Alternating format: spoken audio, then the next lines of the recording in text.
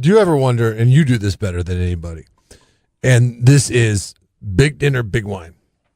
Like when you go big on wine, you go big with dinner. Like you're like, boo, let me try some of that, let me try some of that, let me try some of that, I'm going to have another glass of wine, let me try some of that, some of that, some of that, some of that. So you have a big night of drinking. And well, when you do like wine paired dinners, you normally have a different wine for every course, and you might have 5 courses, and they're smaller, proportions because you can't eat that much. Right. But You it's share not plates. a full glass of wine either. It's just it's a taste of each wine. It's it's a couple swallows. Yeah, but then if you're going to be honest with everybody, as you move through the evening, a couple swallows turn into a couple more swallows. You can revisit. You can get more of that wine. It's a pyramid, but it's an inverted pyramid. It's a pretty good situation to be in if you like wine. But you ever wonder on a night when you do that, and then maybe you go out afterwards for some more cocktails, and I'm talking cocktails, and you get drunk.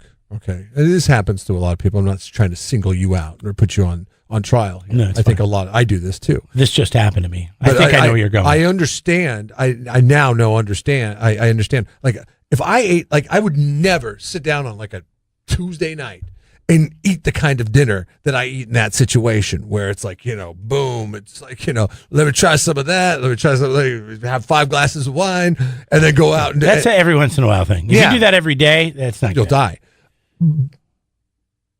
But sometimes I just I'll have a salad for dinner, like a small salad, and that's enough to get me through the evening, and I'm fine with that.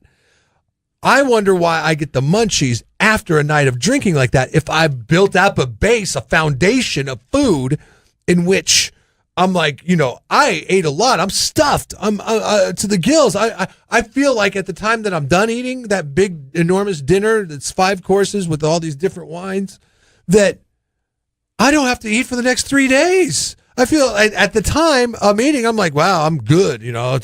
I literally have that feeling that I don't have to eat anything for the next 3 days. Yet 5 hours later, 4 hours later, as I'm getting ready to go to bed, I'm like, man, I'm hungry. I got to get something to eat. And you're like, why is that the case? Plus, alcohol's got a ton of calories in it too. So, you would be thinking like, okay, I should be filled to the gills. Yeah. It obviously triggers something in your brain. It's all brain chemistry, my friends. New study out of the... This is making me feel better because I just did one of these 5-course deals. And it's like 3 bites for every course. So you got, 15 bites. And then you eat all the wine. And then I had to go eat Carl's Jr. And then there's like bread. There's like bread involved. But you probably got the Carl's Jr. because you told yourself in your mind, I had only 15 bites at dinner. No, I didn't. I was hungry. I'm like, damn it, I'm hungry. And I used the Uber Eats. And it worked out pretty good. Did it really? Yeah. I didn't get fries because as an Uber driver, I don't do that. Yeah. I hate the Uber. They seal it at the restaurant with a piece of tape so it's sealed. And so you know that nobody's messing with your food. You tip that guy? I didn't do it. It was somebody else. So it's like $3.25. Oh, that reminds me. I owe that person money. It's like $3.25 for the Uber Eats, right? Which is a delivery fee. That's a kind of a stiff delivery fee if you're thinking delivery. Yeah. So most people don't tip on it. We got McDonald's for 3 people and it was $30. So it was about $10 a person with the Uber fare. Okay. So I thought it was worth it. Anyways, back to the study. We can talk about my feeling on Uber Eats at a different time. They took women that were of normal weight. They were non-smokers, non-vegetarian women, so they were open to everything. They were normal weight, and they had them go in for 2 visits. One visit, they were given alcohol intravenously. Okay. And then an IV? The other one, they gave them placebo. They didn't tell them which one. It was just a saline solution. So they didn't tell them which one you're getting alcohol and which one you're getting saline on.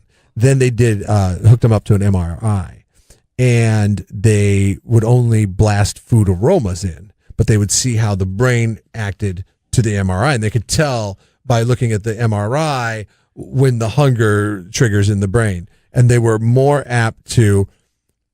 Food tastes better and smells better when you are under the influence of alcohol. The brain chemistry in your head, right, is allows for you to be more open to trying things. Oh, that's interesting. Which is, when you think about alcohol, I'm more open to smoke a cigarette when I'm drunk. I'm more open to make questionable decisions when I'm drunk. Yeah, I do some lines.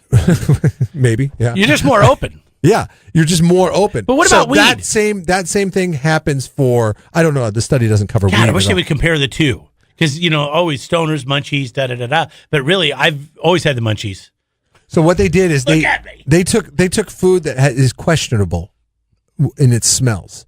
So they took pasta with Italian meat sauce, like a bolognese sauce. So sometimes that smells gross when you smell it. Yeah, it smells like or it BO. smells good. Yeah, It can smell exactly. like BO. Or they took like a beef and noodle compound, and But it smells really good when you're under the influence. And they found that when you're drunk, you're more open to those foods. That's than you why would be. I'll eat Like anything. corn nuts, for example. Like when somebody's eating corn nuts, Yeah. I cannot stand Love the corn smell of somebody else eating corn nuts. It is the most It's disgusting a very pungent smell. thing, or even Doritos for that matter. Anything corn related, somebody else is eating them, it makes me never want to eat those things again. But if I'm drunk, It those smells things good. will smell awesome. That makes a lot of sense. So when you go out to these dinners and you're trying all these different things, like if you've never had pate before, duck alcohol liver, is a or you've lubricant never had for the food. a duck breast, or you've escargot, or some of these things.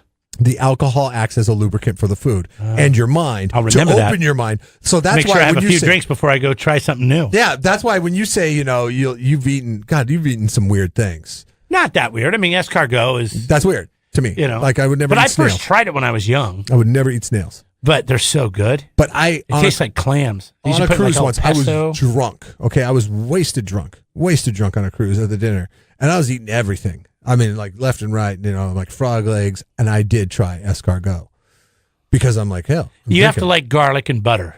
If you like garlic and butter, then Yes, it just tastes I like love- a little piece of meat. I love to me, garlic it and reminds me of like a land clam. Like it's even a little bit chewier. See, then when you put it like that, that makes it sound so gross. Well, think about it. They both come from a shell. One comes from the sea, one I comes from the know. land. I understand. But it's not a slug. My dog was all in when we lived in the 5 cities, man. But it is a slug. I mean, No, really it's a slug with a house. but it's just with a shell. I mean, people say it's not a slug. I go, yeah, it really kind of it is. kinda is. He just lives in the shell. yeah, he just he's has just a more shell. protected from the elements. So that's interesting. So if you're going somewhere, you're going to be trying new food. Like, for example, I've had Indian food once, and I was like, it just wasn't getting me excited. Maybe I should have had a few drinks first, and maybe I would have been more open Think to about it. That's why when people go to sushi restaurants, they do sake bombs. They promote sake bombs. They're like, hey, drink the sake. Sake, bomb! Because they want you to buy more sushi. And sushi Yeah. is like one of those things where I feel like I could eat it and never get full. I could just sit there and like I get 6 rolls. And I'm like, all right, what's next? What's next? And especially if I'm drinking sake, Yeah. sake gives you that warm feeling. So if you want to lose weight, and I know I've said this before because I've cut back drastically on my drinking over Oh, the years. yeah, you got to cut And drinking out. I've not dieted. I've not done anything. Okay. Listen, you know me. I eat bad. Okay. Like Pringles is lunch for me. Okay. I like Pringles for lunch. That is not good eating. But I've lost weight because I don't drink as much. And when I don't drink as much, you don't eat as much because your mind is not open to eating as much when you're not drinking. It's a boring life to live. Yes. But if you want to be healthy, that's the way you have to go. Just smoke pot instead. Yeah. Well, then you get the munchies. Subscribe to the Jeff and Jeremy podcast now on Apple Podcasts, Spotify, Google, and YouTube. It's your Central Coast commute-friendly podcast.